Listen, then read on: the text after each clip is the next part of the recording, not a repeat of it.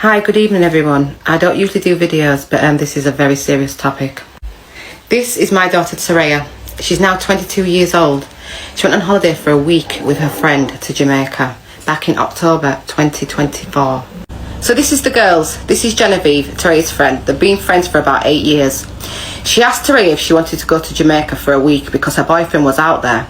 I tried to encourage her not to go, because she'd never been on holiday by herself, but she was turning 21, so there's only so much she's going to listen to her mum about. So on the 13th of October, they went to Jamaica. I tried to encourage Teraya to get her own accommodation because she didn't know these boys from nowhere. This was Genevieve's boyfriend of 2 years. She'd been dating this boy, supposedly from Milton Keynes, for 2 years. She was told his name was Tony. Now again, I told my daughter to get her own accommodation, but she wouldn't listen. This is supposed to be Tony. But his name's not Tony. His name is Uriah Gordon. And this is his Jamaican cousin, LeJean, we think. So again, this is Uriah Gordon, or should we say Tony, as the girls knew him as. Now Jenny was seeing this boy for 2 years. Imagine, 2 years. So Uriah paid for Jenny's ticket because obviously she thought it was a boyfriend, and I paid for Teraya's ticket because she was turning 21. So this is where it all began. They went to Jamaica 13th of October. The boys picked them up from the airport and took them to St Mary, where they had this prestigious Airbnb. I'm talking jacuzzi, swimming pool, everything. I'm still trying to tell my daughter, get your own Airbnb. She's like, Mum, it's fine. And obviously because the artist TJ, he was doing a music video next door, the guy that does Drift. So she's not going to listen to her mum, is she? But I still tried to encourage it, but she did her own thing. So, obviously the next day they're settling in. The boys have taken them everywhere. Duns River, YS Falls, everywhere. Rafting, where you get the rub down and everything. They did everything, took them everywhere. Fancy meals, everything you can think of. But they had an agenda. So let's fast forward to the last day. Bearing in mind they went for 1 week. Before my daughter went to Jamaica, I spoke to her clearly and I told her, do not be carrying nothing from Jamaica. Don't even think about it. Anyway, Jenny's boyfriend, 2 years, he's saying to her, oh, will you bring these trainers back for my cousin? So Teraya said no, but they pulled on her heartstrings. So obviously she agreed in the end. So Jenny had 5 pairs and Teraya had 3 pairs. So this is where the nightmare began. The boys dropped the girls to the airport. They've gone into the airport. They've not gone from no security, no sniffer dogs. All they've done is gone into the TUI line. So they got pulled out of the line after not being through no security, no sniffer dogs. Remember what I just said to you. And they've asked for the passports. So obviously they're a bit shocked what's going on here. The officers have opened up the suitcases and then pulled out the probe, picked up a pair of shoes and obviously swabbed it. And it's come back positive for what? You know what? I don't need to say it on here and get banned. Anyway, the girls were taken into custody.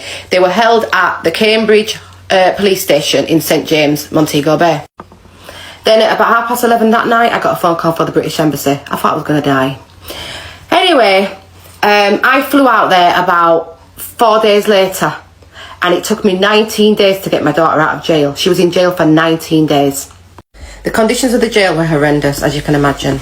Concrete floor, full of women in the same predicament. While they were in jail, I provided food, water, pads, anything that I was allowed to send in. On the 8th of November, Teraya was released. So I bailed her out. The only reason she got out was because my father is Jamaican. So now the girls are on bail. The first court hearing was, I think it was the 18th of December.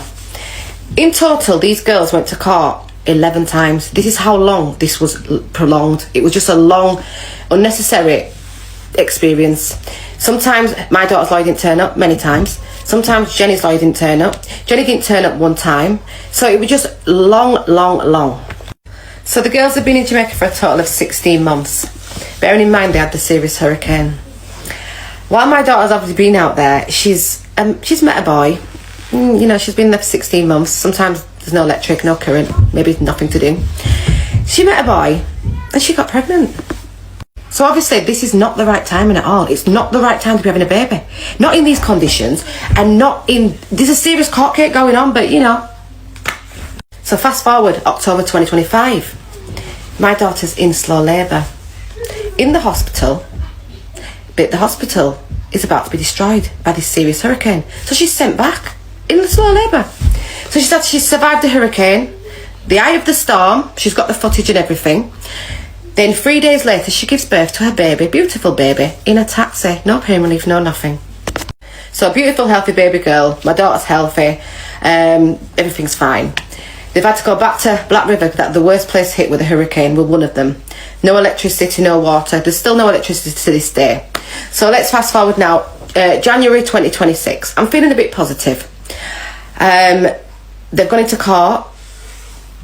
They got found guilty. As a family, we're absolutely devastated. You can't imagine how I feel as a mother. And these girls was not represented properly at all. We've got so much evidence that was not presented in court. I mean, where's the proceeds of crime?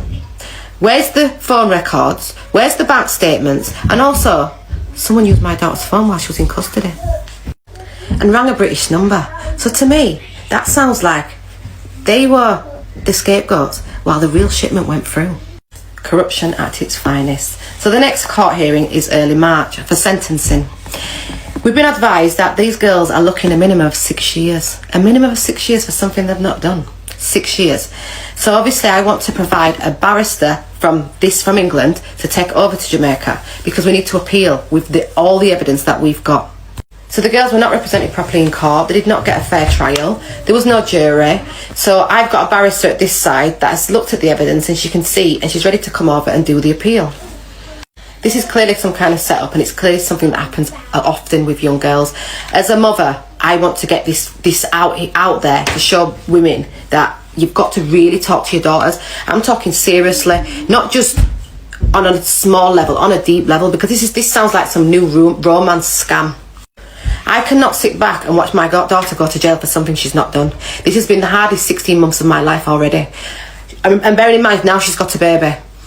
The barrister has to come over to clear my daughter's name, clear both the girls' names. This is a setup. So we're doing this fundraiser because we need to obviously provide legal assistance in Jamaica, because we can't rely on the lawyers that these girls have had. They've taken the money and not done a good job, and now they're looking 6 years. This can't happen. I cannot sit back and watch this happen. My middle daughter has not seen her sister in 16 months. I can't. It's been so much heartache, so much pain. I refuse to allow this to happen. I'm not going to allow this to happen. I'm going to fight. I cannot sit back and allow my daughter to go to jail for something she's not done. My heart can't take it. The pain that I've been through, I can't explain it, guys. But what I need you to do is, I need this to go viral. I need to share. You need to share. We need to get it to media. I just need your help. Like, comment, repost, boost, everything that we can do to get traction on this. We need people to see this, because this can't happen to another girl. There's other girls reaching out to me in my DMs that are saying the same thing happened to them. They didn't go through no security. The same thing. We have to stop this from happening to our daughters. We have to stop these boys from taking advantage of our daughters. And to these horrible little boys that are grooming these girls, destroying families, I'm telling you now, you think there's no God? He's coming for you.